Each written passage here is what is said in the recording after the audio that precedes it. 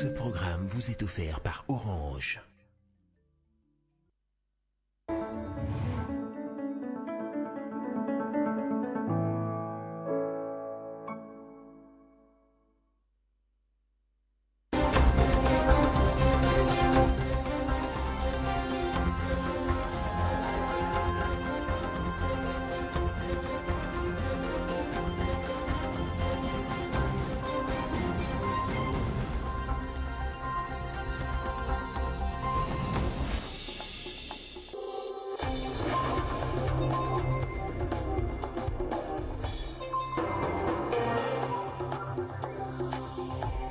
Jubilé d'or du diocèse de Mbuji-Mayi, le Premier ministre Matata Ponyo a pris ce samedi part à la cérémonie de clôture des festivités sur invitation de Monseigneur Emmanuel Bernard Kassanda, évêque de Mbuji-Mayi. À son arrivée à l'aéroport de Bipemba, le chef du gouvernement a été accueilli par le gouverneur du Kasaï oriental Ngoï Kassanji et celui du Kasaï central Alex Kande Mupompa. Activité manuelle à l'école primaire, c'est le nom des manuels scolaires baptisés ce samedi par le révérend Elébé, représentant du père spirituel des Kumbanguistes. Ces manuels scolaires préfacés par le chef de l'État, Joseph Kabila, ont pour auteur le vice-premier ministre Willy Makiachi qui incite les jeunes à apprendre le travail dès l'école primaire. Le baptême de ces manuels scolaires intervient le jour de la clôture de l'année scolaire 2015-2016. Et puis au sud Kivu, le député provincial Frédéric Batumike, élu de Cabaret, n'a plus ses immunités. Elles ont été levées par ses collègues de l'Assemblée provinciale pour qu'il soit jugé pour les crimes qui lui sont reprochés dans les crimes contre l'humanité. Nouvelle session d'information sur Télé 50. Bienvenue à tous. Je l'annonçais au sommaire, jubilé d'or du diocèse de Mbuji-Mayi, le Premier ministre Matata Ponyo a pris ce samedi part à la cérémonie de clôture des festivités sur invitation de Monseigneur Emmanuel Bernard Kassanda, évêque de Mbuji-Mayi. À son arrivée à l'aéroport de Bipemba, le chef du gouvernement a été accueilli par le gouverneur du Kasaï oriental, Ngoï Kassanji, et celui du Kasaï central, Alex Kande Mupompa. Matata Ponyo a assisté au culte d'action de grâce sur l'esplanade de la cathédrale Saint-Jean-Bonzola. Les détails avec notre correspondant sur place, Crispin Chibinkofwa. Il est exactement 10h20, heure locale, quand l'avion à bord duquel se trouve le Premier ministre atterrit à l'aéroport de Mbuji-Mayi, dans une province qui a connu le démembrement et est devenue aujourd'hui la plus petite des provinces de la République démocratique du Congo. Augustin Matata Ponyo, toujours fidèle à sa cravate rouge, est accueilli au bas de la passerelle par le gouverneur des provinces Alphonse Ngoï Kassanji, qu'entourait son collègue du Kasaï central Alex Kande Mupompa, quelques ministres du gouvernement central, une forte délégation des membres du gouvernement provincial et les notables du Kasaï oriental. Sous un soleil de plomb, la mobilisation n'était pas un reste. Le chef du gouvernement congolais est en Mbuji-Mayi afin d'assister à la clôture des festivités marquant les cinquantenaires du diocèse de Mbuji-Mayi sur invitation de Monseigneur Emmanuel Bernard Kassanda, évêque du diocèse de Mbuji-Mayi. Ici, ce sont des milliers de fidèles catholiques qui ont fait les déplacements de la paroisse Saint-Jean-Baptiste pour une messe d'action de grâce co-célébrée par l'évêque du diocèse de Mbuji-Mayi, Monseigneur Emmanuel Bernard Kassanda, et plusieurs autres évêques présents pour la circonstance. Dans son homélie, Emmanuel Bernard Kassanda, évêque de Mbuji-Mayi, est revenu sur les faits historiques marquant les diocèses de Mbuji-Mayi, tout en remerciant les différentes autorités présentes à la cérémonie. Au cours de cette messe, 10 diacres sont ordonnés prêtres. Le Premier ministre Matata Ponyo a, avant de quitter les lieux, pris parole pour s'adresser au peuple de Dieu. Le message de son Excellence, Monsieur le Président de la République, qui m'a demandé de dire à Monseigneur l'évêque, au diocèse et à l'ensemble de la population de la province du Kasaï oriental qu'il était de cœur avec vous tout au long de cette cérémonie. Je voudrais dire merci à Monseigneur l'évêque, dire merci à toute la population du Kasaï qui nous a associés à cette grande cérémonie. C'est à 14h50 heure locale que le Premier ministre Matata Ponyo a repris son avion pour Kindu, dans le Maniema.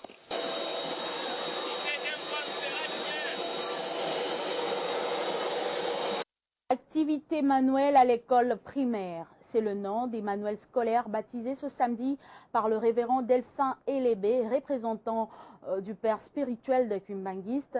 Ces manuels scolaires préfacés par le chef de l'État Joseph Kabila ont pour auteur le vice-premier ministre Willy Makiashi qui incite les jeunes à apprendre le travail dès l'école primaire.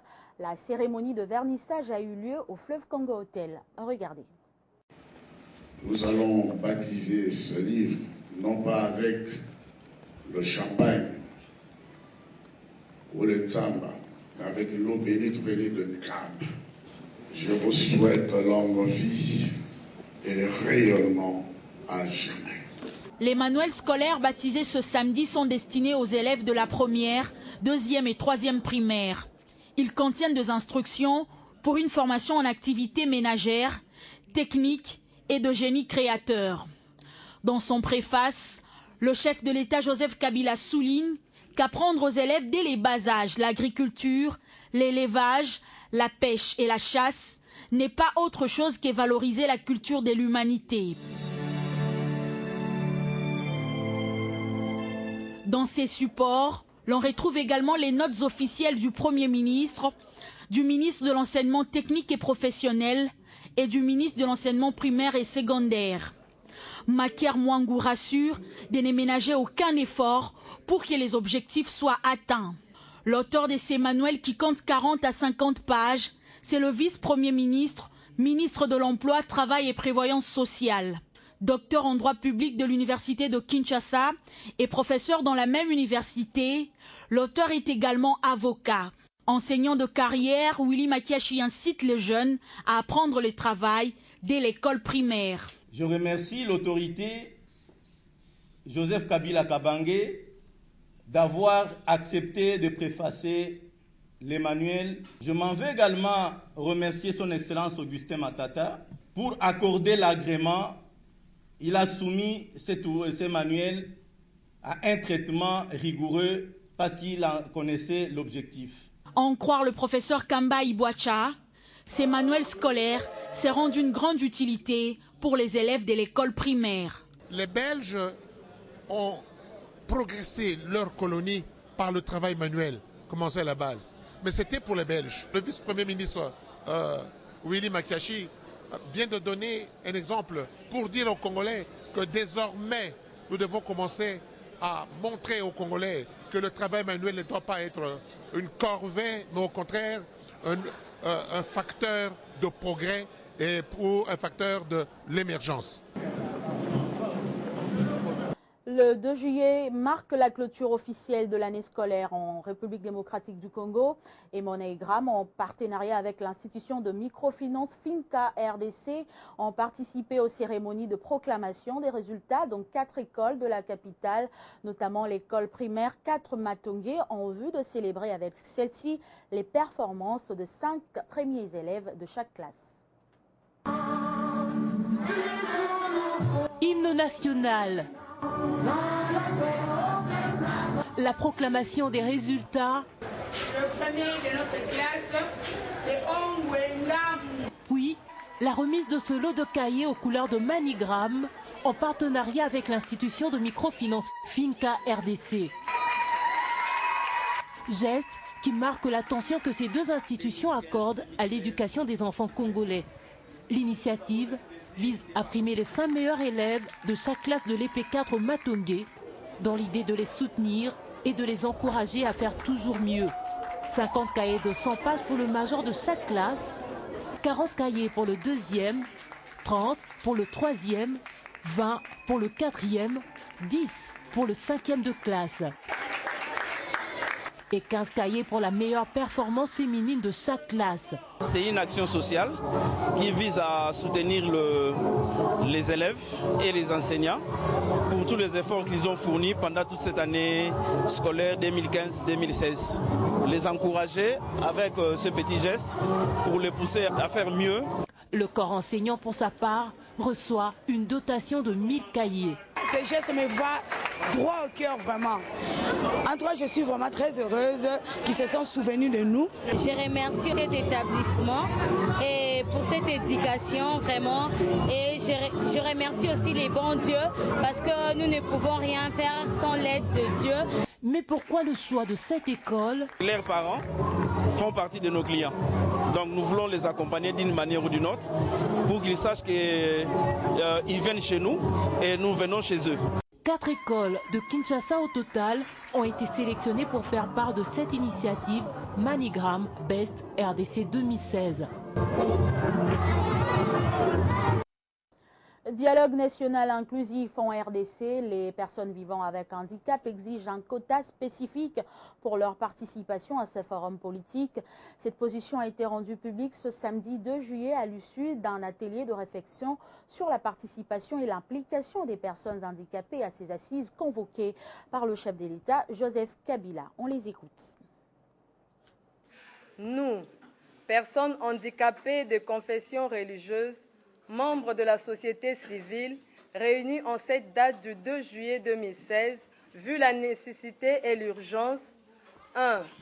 Confirmons et nous approprions des conclusions de la journée de réflexion de la société civile organisée le 26 et le 27 juin 2016 à Kinshasa sur le dialogue politique national inclusif à laquelle nous avons pris part active.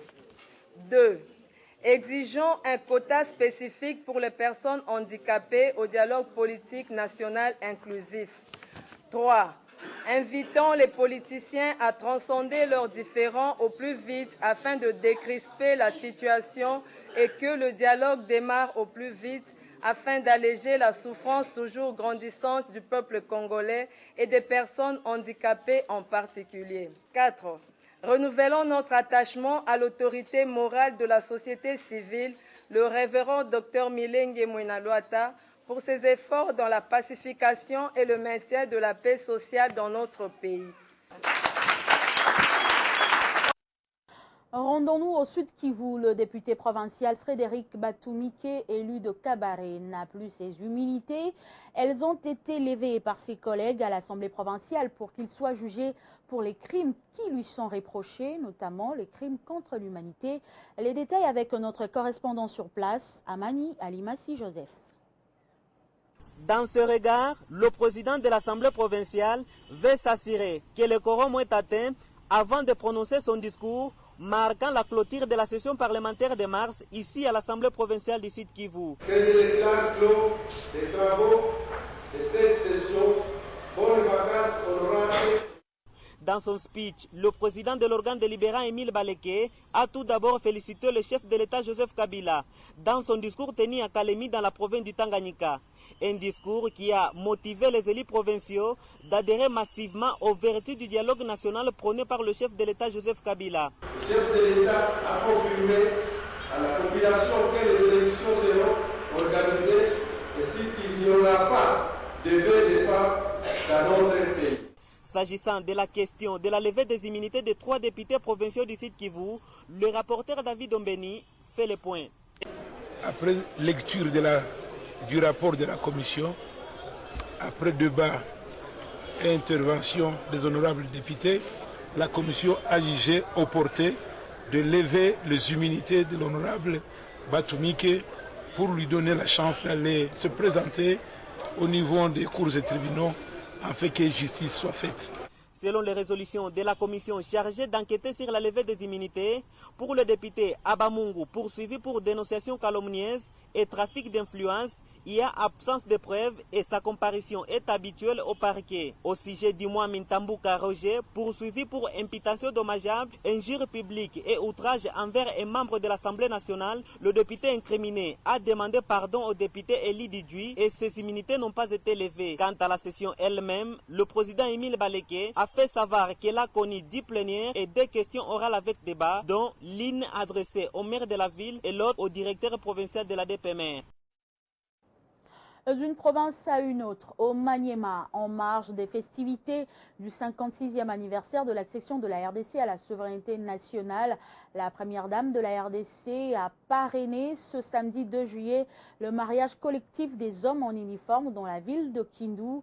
543 couples ont régularisé leur union devant l'officier de l'état civil et ce, grâce à l'implication de Marie-Olive Lembe Kabila. Après Kinshasa et le Congo central, le regard de l'épouse de l'État s'est tourné à Kindu, ville du Maniema pour parrainer ce samedi 543 couples de policiers militaires, valoriser la femme, surtout dans son foyer, et le souci de Marie-Olive Ndembe Kabila. Après la prière d'action de grâce dite par Brigitte Godou, la coordonnatrice de l'AMP, Georgette Ndessiani, a remercié la première dame sans qui cet événement ne prendrait pas corps, afin d'appeler le couple à une vie modèle. De son côté, le gouverneur du Maniema a relevé l'honneur accordé à sa province en rappelant quelques faits palpables du couple présidentiel, à savoir l'inauguration du stade Joseph Kabila, la réunification du trafic routier Kisangani-Bundu et Kisangani-Kingi. Quant à l'officier de l'état civil qui a procédé à la régularisation des couples des hommes en uniforme, il a expliqué que tout Congolais a le droit d'épouser un conjoint de son choix selon l'un des articles du Code de la famille congolaise. L'officier de l'état civil a aussi rappelé aux heureux mariés la nécessité d'enregistrer les enfants issus de leur union à l'état civil en déant les 3 mois qui suivent leur naissance pour faire d'eux des co-héritiers. Juste après avoir entendu les droits et les obligations réciproques des époux, les tourtereaux se sont dit oui en se promettant fidélité et amour jusqu'à la fin de leur vie en s'échangeant des anneaux. Avant de procéder à la remise des certificats et de cadeaux aux couples mariés, Marie-Olive Ndembe Kabila a prodigué des conseils aux femmes comme aux hommes sur la patience, l'amour et le respect mutuel. La première dame a également exhorté ceux qui hésitent encore d'emboîter le pas. Venus les mains vides et très heureux, les 543 couples regagnent leur maison avec une enveloppe, une Bible, un carton de conserve, sans oublier le certificat d'enregistrement à l'état civil. Ainsi s'accomplit le passage de la Bible qui dit « Il n'est pas bon que l'homme soit seul ». Jolivie Okandombe, depuis Kindu, pour Télé 50. La fête de l'indépendance, on en parle encore, cette fois dans la province du Kwilu. Le PPRD a célébré cette journée avec faste en présence de la secrétaire générale adjointe Micheline Kulumba. À Bandundu-Ville, les militants du premier parti de la majorité présidentielle ont réaffirmé leur attachement au chef de l'État initiateur du PPRD, Dadou Ekiam. Le Parti du Peuple pour la démocratie et la reconstruction a fêté au Tréma le 56e anniversaire de l'indépendance de la RDC à Bandundu-Ville. Un jour avant cette célébration, ce parti a réservé un accueil délirant au secrétaire général adjointe du PPRD, honorable Micheline Kulumba, qui revenait du territoire d'Idiofa, où elle aurait pris part au lancement des travaux d'asphaltage du tronçon routier Ingodi-Idiofa par le président Robin Minakou. Aujourd'hui 30 juin, sous son initiative, le PPRD a organisé une matinée politique de grande envergure, avec la présence du vice-gouverneur du Kwilu, l'honorable Nicolas Boulukungu, cadre du PPRD, et question de présenter aux cadres et militants du PPRD 3 camarades du parti élevés au rang de ministres et provinciaux au sein du gouvernement provincial du Kwilu, et dont honorable Guy Louyela, M. Marcel Gayembe et M. Ndandoula. Honorable Kulumba en a profité pour sensibiliser les siens sur l'importance du dialogue convoqué par le Raïs, la fidélité au parti, l'importance de la paix chèrement acquise à travers Joseph Kabila et l'adhésion au PPRD. Un message de vœux au président de la République et à tous les Congolais a été lu par les camarades prof Julien Tazi à la même circonstance. Le Kwilu soutient le chef de l'État. Le PPRD est partout dans le Kwilu. Et le Kwilu est prêt pour aller au dialogue. Et le Kwilu, tout comme le chef de l'État, veut aller aussi aux élections. Signalons que plusieurs invités à cette cérémonie se sont convertis et adhérés au PPRD. Et puis, cette triste nouvelle, la presse congolaise est en deuil. Le pasteur Blaise Toko, journaliste à la radio-télévision Sangomalamu, n'est plus. Il est décédé vendredi dans la capitale congolaise d'une longue maladie. Le président provincial de l'UNPC Kinshasa et directeur général de l'Espace 50 présente les condoléances à sa famille et à toute la corporation journalistique. Pour ceux qui ne connaissent pas le pasteur Blaise Toko, voici un extrait d'une de ses prestations. Regardez. Carton, il y a poisson de ça là, 2 jours, 3 jours. nalobi namoni na culte sili bofrande nyonso bapesi ba transport. C'est une autre mentalité où vous voulez amener Pasteur Kabundi Wale. Sans une réaction des téléspectateurs, je pense que Fiston au côté de la Somoudi Angomba, Azala Awawa, parce que tout le monde suit un témoignage. Pasteur Blaise, tu es une bénédiction pour le Congo et pour l'Église. Est-ce que je peux avoir ma coordonnée nayo? Professeur Aristote Mungu, professeur va coordonner au Benka na numéro 1, vous aurez nos coordonnées pour Mboka. Évangéliste Kabundi Wale, ça, moi c'est maman Jeanne Mbaye, fidèle à cette émission, Naza fidèle émission Oyo. Je demande un rendez-vous, que Dieu vous bénisse, Zama Pambulayo, ainsi que le pasteur Toko. Merci beaucoup. Je suis touché par votre intervention ce matin. Comment je peux vous rencontrer? Comment on peut vous rencontrer? Benjamin Ekanga, Zamba Pambola, pasteur Kabundi, Pea Pambola, Moka Congo. Atati pasteur, bazwa conscience boye, Moka Gotelema. Donc on a dit pasteur, il y a pas tout ça faibli parce que le Moka Kotan n'est pas concis. Que son âme repose en paix. Ce journal est terminé tout de suite. Le rappel des titres. Jubilé d'or du diocèse de Mbuji-Mayi.